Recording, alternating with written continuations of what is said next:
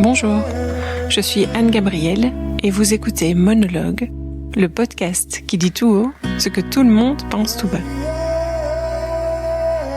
Au fil des épisodes, nous irons ensemble à la rencontre d'invités qui nous parleront de la petite voix dans leur tête. Comment elle leur parle, comment ils se parlent et ce que ça fait d'être eux. Alors bienvenue. Monologue, ça fait comment d'être vous ? Bonjour à tous, mon invitée du jour est responsable pédagogique dans l'associatif. Elle est aussi professeure de yoga et de méditation. Elle aime voyager et a une affinité particulière pour l'Inde et le Népal. Dans cette interview, elle nous raconte sa vie intérieure, assez visuelle et essentiellement tournée vers le futur. Elle nous explique comment elle gère tout ça, avec ses hauts et ses bas. Elle nous parle de son rêve pour un monde où corps et mental seraient enseignés à l'école sans que l'un ne doive prendre le pas sur l'autre. Il se pourrait aussi qu'à la fois des films de Noël et la philosophie bouddhiste soient mentionnés. Je vous laisse découvrir dans quel ordre. Bonne écoute. Bonjour Stéphanie et bienvenue dans ce nouvel épisode. Bonjour Anne et merci de me recevoir. Avec plaisir. Donc dans ce podcast, je pose des questions à mes invités pour comprendre comment ils se parlent, comment ils fonctionnent avec eux-mêmes et comment ils s'en sortent avec tout ça. Je vais commencer par quelques questions pour comprendre l'ambiance générale de ton discours intérieur, puis on parlera un peu de sensibilité et d'émotion, et je te propose de terminer par quelques questions un peu à la volée. Ok, ça marche. Alors pour commencer, quand tu te parles, est-ce que tu es plutôt monologue ou dialogue ? Je dirais que ça dépend un peu des situations. Je sais qu'il y a vraiment des moments où je me dis oui, bon Steph, puis j'enchaîne dans ma tête. Dans des situations plutôt où peut-être j'essaie de trouver une solution, où il faut se sortir d'un petit pétrin. Et puis des discours en jeu, c'est plus dans des moments de prise de recul, de grands questionnements philosophiques. Je prends un carnet, j'écris des choses et là j'écris en jeu. Est-ce que c'est une petite voix bavarde ou est-ce qu'il y a des pauses ou d'autres choses que des mots, des ressentis parfois ? J'ai l'impression que ça se transforme assez vite quand c'est du jeu, en une histoire plutôt. Donc des récits d'alternatives à ma vie où je me vois vivre des choses, où je me projette dans des scénarios alternatifs. Et là, c'est plus visuel du coup. Je sais que c'est moi, je me vois, je m'imagine, mais je me parle pas vraiment. Il n'y a pas vraiment de mots, quoi. Il n'y a pas une phrase qui dit... Non, c'est plutôt alors plus visuel, plus une sorte de film. Notre discours intérieur nous permet de faire un tas de choses comme compter, raisonner, prendre des décisions, planifier, se souvenir, analyser les risques. Dans ton cas, c'est quoi son activité favorite ? Je crois que c'est plus dans la projection vers le futur que dans le retour sur des choses qui se sont déjà passées. En fait, ça, je pense que ça a changé. Que quand j'étais plus jeune, il y avait plus... Alors, on pourrait appeler ça rumination, mais quand j'utilise le mot rumination, je me dis aussi que c'est repasser plusieurs fois sur la même chose. Et c'était pas nécessairement plusieurs fois, mais quand même, je pense que plus jeune... Pour revenir avec cette expression de film, je refaisais des films avec des alternatives qui auraient pu se passer. Tu rejouais des scènes. Je rejouais des scènes où, et c'est ça, plus tourné vers le passé. Et j'ai l'impression que maintenant, c'est plus projeté vers le futur, avec toute la part d'irréaliste qui pourrait parfois y avoir dans les choses que j'imagine. Souvent, je me rends compte que c'est des histoires vers lesquelles je me projette qui enrichissent ma compréhension de ce qui pourrait devenir. Je sais pas si ça peut être clair, parce que je me rends compte que j'ai jamais pris le temps de décortiquer ça, donc Et donc ce sont des visions de futur plus souvent positives, ou elles peuvent aussi parfois être en scénario catastrophe, ou... Assez peu. Le scénario catastrophe, oui, il y a de l'hésitation ici parce que je me dis tiens, est-ce que je suis quelqu'un d'optimiste finalement parce que si je devais me mettre une étiquette, je ne sais pas si je me considérerais comme quelqu'un d'optimiste, mais en direct de nouveau, en essayant de penser aux catégories de projections que je fais et de films que je fais, ils sont quand même plutôt pour un mieux. Et justement, alors un peu inspirant dans le sens où j'ai l'impression que ça me donne des idées. Et même quand je vois des choses pour lesquelles, là, je peux repasser en dessus en disant « Steph, c'est pas très réaliste cette histoire », ça ouvre quand même un peu le champ des possibles. Et si je fais un peu le tri là-dedans, il y a peut-être quand même des choses qui sont malgré tout accessibles. Et est-ce que ça peut parfois aboutir à de la déception parce que tu as rêvé à plein de choses et qu'il y a forcément qu'une des choses qui va se passer, ou aucune ou une autre encore mieux. Mais donc est-ce que il y a du coup de la déception régulière due au fait que tu te projettes souvent? Alors oui, il y a en tout cas un retour assez régulier à un constat, et je sais pas s'il est en jeu ou en tu, faut que je réfléchisse, mais un constat de, ok, les idées fourmillent, les scénarios possibles sont nombreux, je peux aller très très loin dans l'extrapolation et dans l'imagination, mais proportionnellement au nombre de choses vers lesquelles je me projette, je me rends compte que dans la concrétisation, c'est une infime part de tout ça. Et donc, je crois que j'ai par contre pas vraiment fait la paix avec l'idée qu'on a le droit d'avoir autant de possibilités et finalement de n'en réaliser que quelques-unes, voire aucune. Je reviens sur le aucune parce que ça c'est peut-être une sorte de discours pas très bienveillant que j'ai vis-à-vis de moi-même, cette impression que l'entonnoir en fait, il est tellement large au départ et il devient tellement étroit à l'arrivée que finalement l'impression générale que j'ai, c'est que c'est comme si l'entonnoir était carrément bouché à l'arrivée. Et puis après, quand je réfléchis un petit peu et que j'observe ce que je fais, je me dis je fais quand même des choses en fait. Donc c'est juste que la proportion entre ce qu'il y a au départ et ce qu'il y a à l'arrivée est quand même dans le sens d'un très très gros tri. Oui, quand j'observe le tri qui se fait, j'ai l'impression que c'est dommage d'avoir une ouverture à l'arrivée qui est aussi étroite, que ce serait quand même bien qu'il y ait plus de choses qui passent. Voilà. Et du coup, comment est-ce que tu gères toute cette abondance d'idées pour limiter la frustration que peut engendrer le fait de ne pas toutes les réaliser? Je crois que sincèrement, en fait, je vis par vagues de grandes frustrations et déceptions par rapport à moi-même, justement de ne pas concrétiser tout ce que je voudrais concrétiser ou que je pourrais ou qui me font suffisamment rêver pour que j'ai envie de les concrétiser. Et donc, du coup, j'ai cette impression que c'est bien dommage de ne pas aller à l'étape suivante. Donc des vagues qui sont pour le coup assez douloureuses. Et puis des moments où d'autres satisfactions de la vie font que la vague reprend dans l'autre sens et que l'alternance des deux fait une moyenne supportable.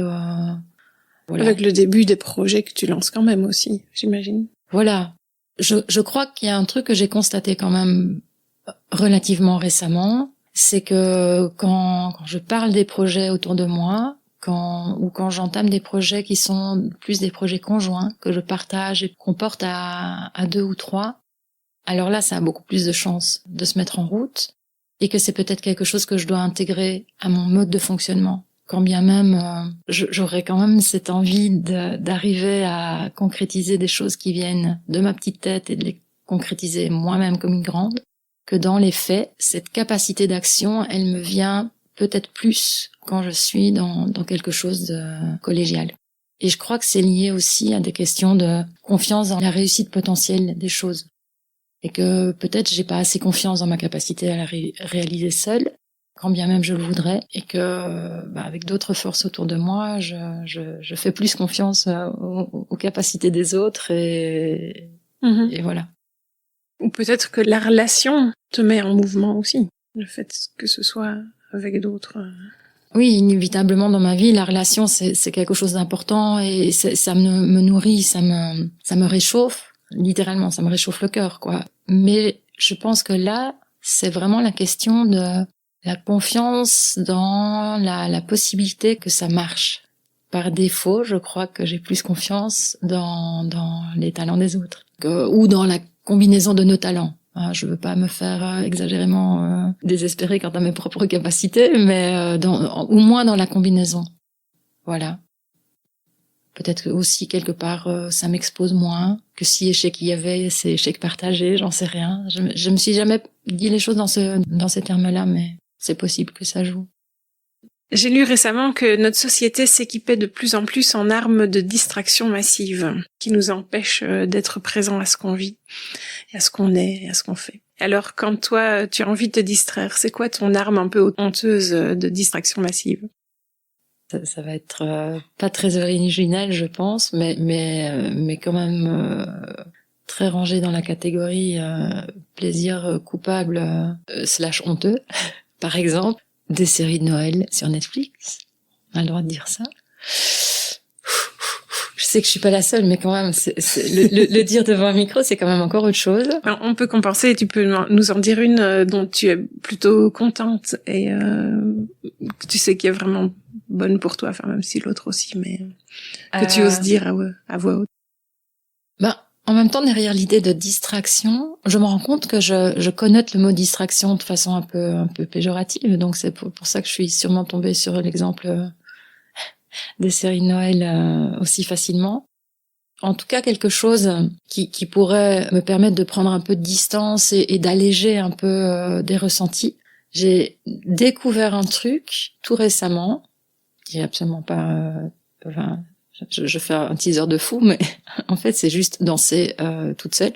J'avais déjà vu ça très souvent dans des films, et notamment des films de Noël où l'héroïne danse toute seule et elle a l'air tellement cool. Et moi, en fait, en réalité, j'avais jamais fait ça. Vraiment danser seule chez moi. J'ai déjà entendu souvent des personnes qui disaient qu'elles le faisaient, et moi, j'avais jamais fait. Et j'ai expérimenté ça assez récemment, et je trouvais qu'il y avait un truc que j'avais pas vu venir en termes de libération du regard de l'autre.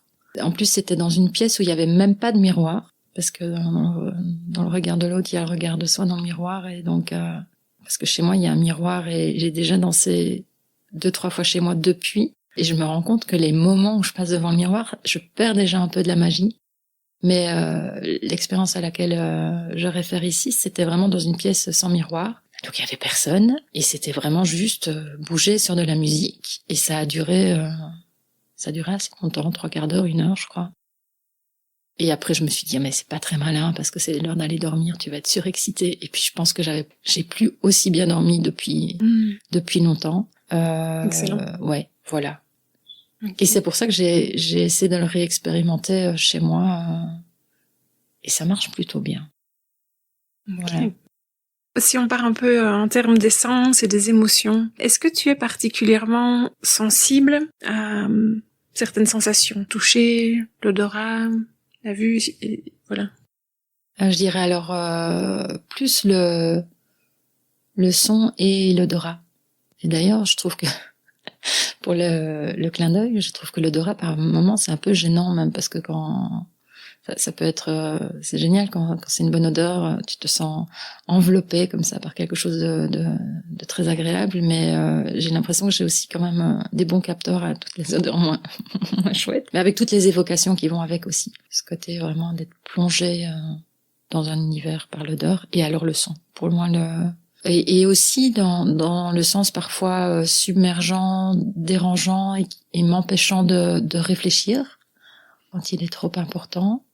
Et du côté plus positif des choses et des ressentis, c'est d'avoir cette attention qui te permet de capter des choses qui étaient là mais que tu captais pas avant. J'ai refait récemment l'expérience de me promener avec un enregistreur, mais sans enregistrer, mais avec un casque sur la tête, et qui me permettait d'entendre très nettement des choses qui m'étaient passées à côté.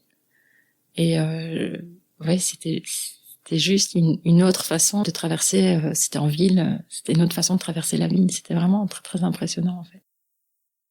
Le mental et le corps sont imbriqués, sont liés. Est-ce que toi, au quotidien, c'est quelque chose que tu ressens, cette interaction? Est-ce que tu as l'impression que ça se passe bien, ou est-ce qu'il y en a un des deux qui prend le contrôle sur l'autre parfois, ou est-ce que tu es conscient de ça? Alors, un qui prendrait le pas sur l'autre, beaucoup moins qu'avant.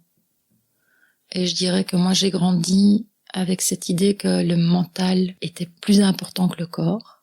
En tout cas, j'ai l'impression que c'est quelque chose qui m'a accompagnée longtemps.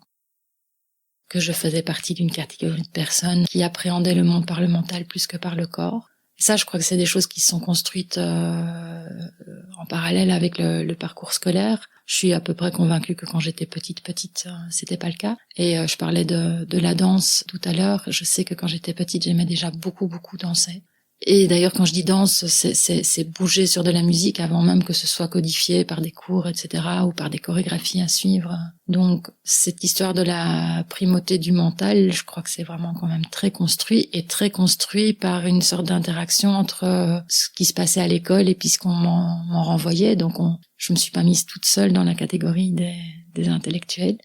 On m'y a poussé avec bienveillance parce que c'était avec des compliments, mais je me suis rendu compte après de longues années à quel point c'était enfermant quand même, au point que par exemple le fait d'être enseignante de yoga me paraît quand même encore à ce stade assez surréaliste, parce que j'ai pas grandi avec cette idée que le corps pouvait avoir autant d'importance dans ma vie, et encore moins que je puisse transmettre ça. Et alors, je fais tout de suite la parenthèse sur le fait que dans ma tête, le yoga, c'est beaucoup plus que le corps. C'est aussi et justement une connexion entre les deux, mais avec beaucoup de choses qui passent par le corps. Ou en tout cas, ça, c'est mon expérience du yoga dans un premier temps. Donc, maintenant, justement, un peu grâce à ce cheminement-là, j'ai l'impression qu'il y a moins ce rapport de primauté de l'un sur l'autre. Et c'est vrai que je rêve un peu d'un monde où on arrête d'entraîner les gens d'un côté ou de l'autre. Parce que je sens revenir encore des réflexes par rapport à de la légitimité ou pas, selon qu'on est plutôt dans la catégorie des gens qui appréhendent le monde par le physique ou par le mental. Et si tu devais nommer 2 émotions qui te viennent le plus facilement, qu'est-ce que tu choisirais? La culpabilité et la tendresse. Et quand il y a une émotion qui prend un peu trop de place, qui déborde, tu fais quoi? Je pleure. et d'ailleurs, je pleure pas parce que je décide de pleurer pour évacuer, c'est parce que j'ai pas le choix. C'est par là que ça passe. Qu'est-ce que je fais d'autre? Je fais beaucoup moins qu'avant, en fait. Plus particulièrement par rapport aux émotions négatives ou en tout cas inconfortables, désagréables. Je sais qu'avant, je me demandais ce que je pouvais bien faire pour m'en débarrasser. Et grâce à mon long cheminement, à mes lectures, à tout ce qui fait partie de ma vie depuis quelques années, tout ça n'a pas été complètement vain, finalement. Et je me rends compte que ne pas faire quoi que ce soit de particulier m'aide à traverser un peu cette émotion inconfortable, ou plus rapidement, ou de façon plus fluide. Voilà, sans éviter l'effet cercle vicieux d'avoir déjà cette première, si je reprends la culpabilité, d'avoir cette première émotion liée à la culpabilité, et puis à me dire qu'il faudrait que je m'en débarrasse parce que c'est pas constructif, que quand même après toutes ces années continuer à avoir ce réflexe de culpabilité, c'est un peu bête, et puis finalement on s'englue là-dedans plutôt que d'arriver à se dire oui, voilà, la fameuse histoire de la culpabilité qui revient, sourire un coup et attendre que ça passe, en fait. Puisqu'elles finissent toujours par passer. Puisque ça finit toujours par passer, parfois plus ou moins vite. Et oui, alors du coup, il faut ajouter l'idée d'une certaine patience à un moment, parce que si ça met du temps à passer, alors on peut, en tout cas moi dans mon cas, à un moment, cette capacité à faire le pas de côté, à laisser passer le truc, je me rends compte que ça a encore ses limites. Et donc, si ça passe pas assez rapidement, je peux retomber quand même dans une certaine, comment est-ce que je nommerais ça, une forme de déception par rapport à moi-même, de ne toujours pas être capable de lâcher prise par rapport à ces émotions-là. En partant de l'idée qu'il faut lâcher prise pour réussir son émotion. Voilà, on a fait un premier tour d'horizon de ton ambiance intérieure. Je te propose maintenant quelques petites questions à la volée. Ok. Est-ce que ton discours intérieur est du genre influençable ou il a plutôt confiance en lui? Influençable. Pour ta prochaine vie, tu choisiras de nouveau humain ou une fois c'est bien déjà? Une fois, c'est bien déjà. Est-ce que tu as le goût du silence? Oui. Oui. Et beaucoup plus qu'avant. Et tu fais quoi alors de ce silence? Je le laisse me remplir. Oui. C'est un vrai temps de pause. Oui, alors en même temps, le silence, ça dépend un peu de quoi on parle. Par exemple, tout à l'heure, quand je parlais de l'expérience de se promener en écoutant et en percevant des choses qui sont là mais qu'on ne perçoit pas habituellement, je me rends compte que j'associe très fort l'idée de silence à l'idée de temps d'arrêt et de faire de la place pour des choses qui sont là mais qu'on ne percevait pas parce qu'elles étaient noyées justement dans des bruits parasites.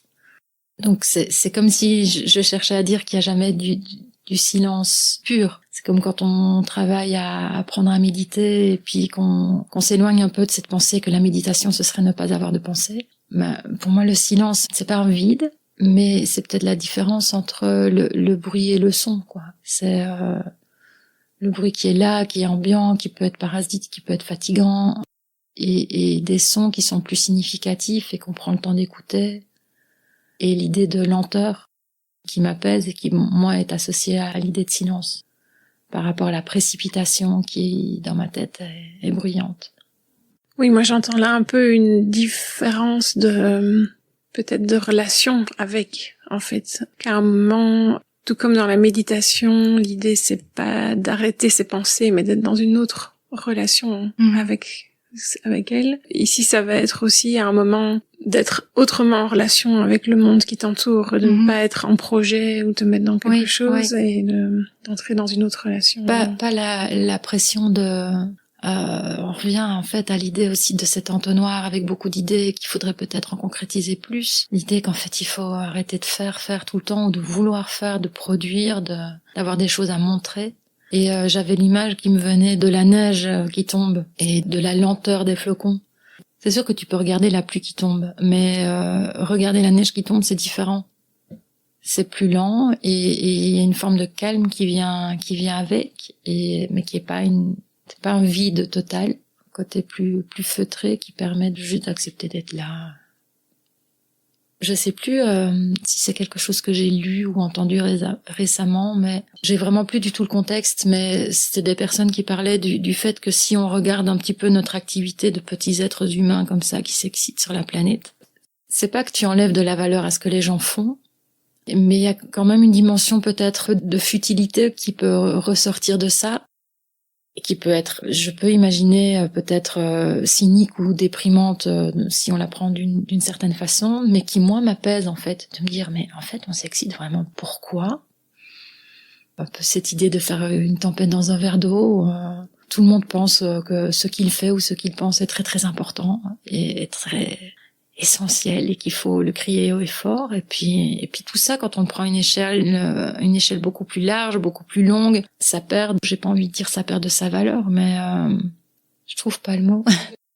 Ça perd quand même un peu de son importance, oui. Bien sûr que ça peut avoir une valeur tout à fait essentielle à un niveau personnel, humain, etc. Mais dans la globalité de l'humanité, de notre place sur cette planète, dans l'univers au sens large et au fil des siècles et des millénaires, voilà. Moi, je souffle un grand coup et je me dis, bon, c'est une façon de relativiser, mais que je ne ressens pas du tout de façon cynique, en fait. Pour terminer, justement, comme on parle de l'univers, est-ce que tout ça a un sens pour toi? Est-ce que tu donnes un sens à tout ça? Est-ce que tu y vois une explication? Est-ce que tu cherches une explication?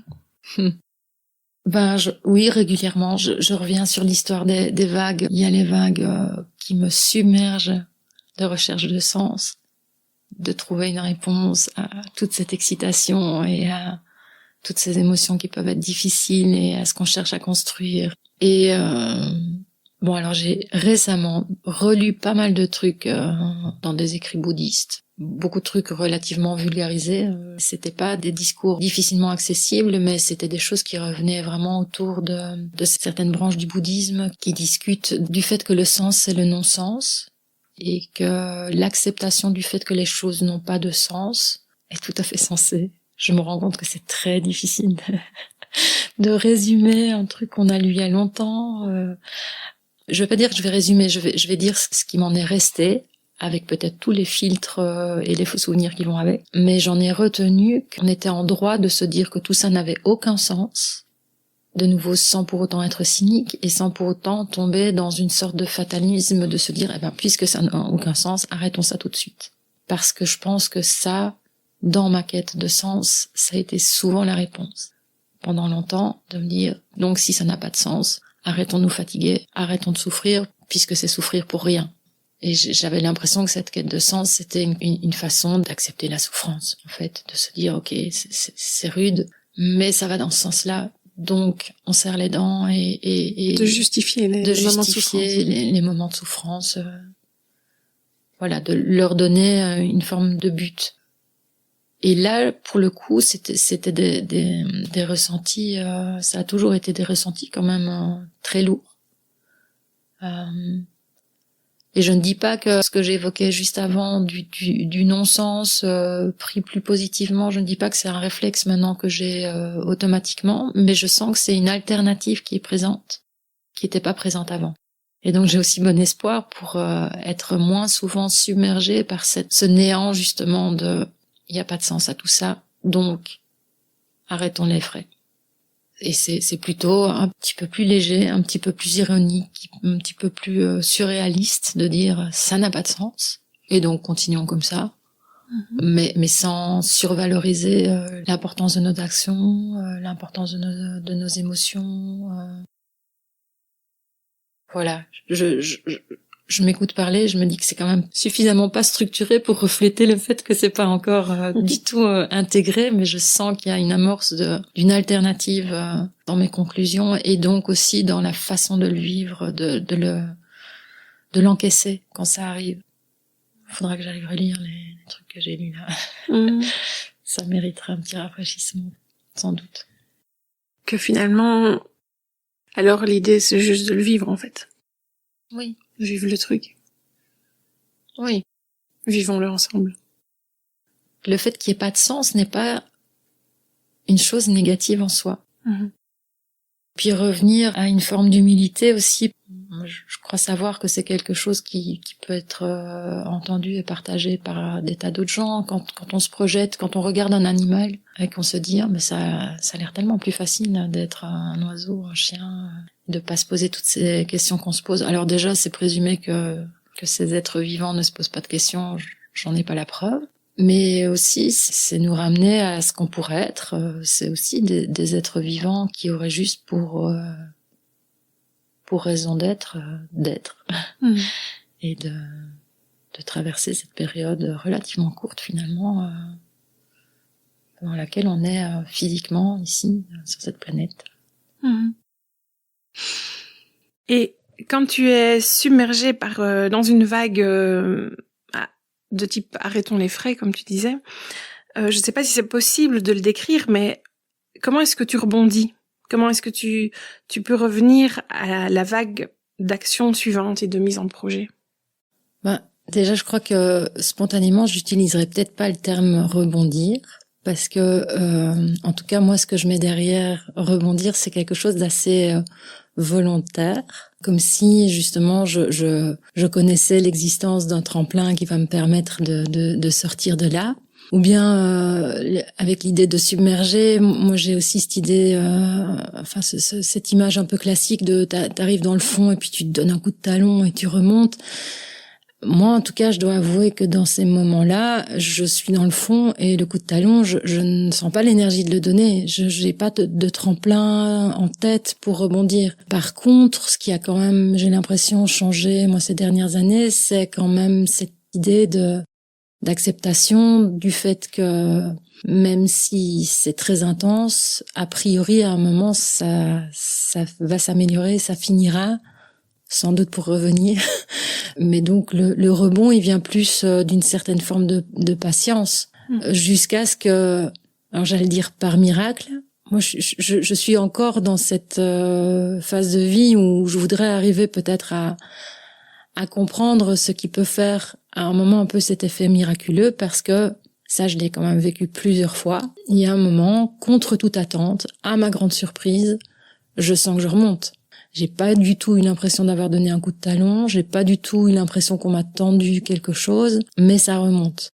Je dirais que la dernière fois que j'étais dans le fond, ce qui était très inquiétant pour moi, c'est que la remontée tardait vraiment à arriver et que quand même par rapport aux petites aides à la remontée, des choses que j'avais pu tester dans des petits creux de vague, comme la méditation, comme le yoga, même si comme ça quand je le dis à voix haute, ça sonne un peu cliché ou outil un peu facile. Dans cette vague très profonde là et très longue, ça fonctionnait pas. Et au contraire. Donc là typiquement dans cet exemple-là, le plus récent et le plus long et sans doute le plus profond, c'est vraiment le temps qui a fait son office après longtemps. Puis il y a eu quand même, c'est en parlant que je m'en rends compte, je me suis quand même extraite de mon quotidien et de ma routine. C'était dans la foulée du Covid.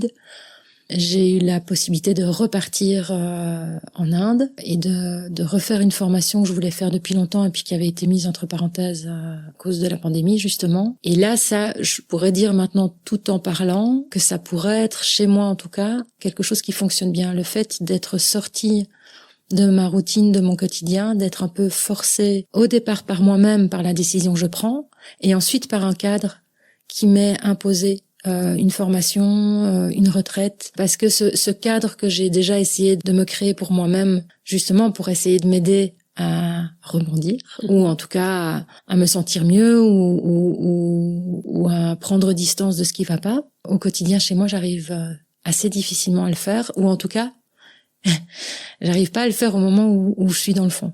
Et en réalité, oui, maintenant que je réfléchis, je me rends compte que il y a eu beaucoup de patience. Et puis quand même, à un moment, un environnement de vie pendant un certain temps. Dans ce cas-là, il s'agissait d'un mois. Oui, où je suis un peu poussée à pratiquer des choses que je sais être bonnes pour moi. Oui, cette sortie du quotidien. Et en plus, oui, un côté, je vais dire, structure physique intensif aussi. Il y avait aussi le côté, la pratique, revenir dans le corps, là, oui. par là. Donc c'est peut-être une combinaison de tout ça. C'est peut-être pas juste un cadre structurant. Oui. Ok. Eh bien, nous voici déjà ainsi arrivés à la fin de cet épisode. Déjà. J'espère que tu as aimé l'exercice. Ah bah c'était inattendu en fait. Pas inattendu dans le sens où tu m'as pas pris par surprise. Je savais sur quelle thématique on s'embarquait, mais on n'imagine pas en fait les tournures que ça va prendre et où ça nous mène. Donc merci beaucoup. De rien.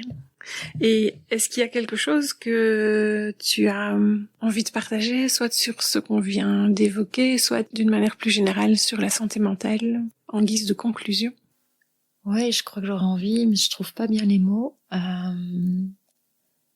J'aurais envie de partager quelque chose autour de, je sais pas si c'est le mot solidarité ou fraternité, sororité.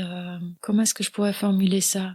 Je pourrais le dire un peu platement en disant on est tous dans le même bateau, et en le disant ça sonne un peu cliché. Il y a rien de très révolutionnaire à ça, mais c'est un truc que moi j'expérimente souvent très fort, c'est de me dire à quel point une fois que les gens ont cette opportunité de parler de ce qu'ils vivent, à quel point c'est varié, multiple, et en même temps extrêmement commun. Et moi ça m'apaise quand même vraiment beaucoup de découvrir que je suis pas la seule à traverser cette houle, peu importe la forme qu'elle prend. Elle est probablement différente chez les uns et les autres, mais ce truc qui fait qu'en fait on est plus proche qu'on ne pense, quoi, les uns des autres. Ça enlève peut-être une couche de honte ou de solitude dans laquelle on peut se retrouver dans ces cas de difficulté. Ouais. Mais écoute, en fait, tu résumes vraiment bien mon intention pour ce podcast. En fait, je devrais peut-être le renommer et l'appeler « On est tous dans le même bateau ». Je vais penser à ça. Eh bien, en tout cas, merci beaucoup à toi d'avoir pris le temps de parler de tout ça avec nous. Et merci pour l'invitation, vraiment. Et à bientôt. Bientôt. Merci à vous, les auditeurs, d'avoir écouté cet épisode. J'espère qu'il vous a plu. N'hésitez pas à le liker, partager ou lui donner 5 étoiles en fonction de votre plateforme d'écoute préférée. Pour ne rien rater de nos prochains épisodes, vous pouvez vous abonner au podcast ou suivre notre actualité sur Instagram @monologue-podcast.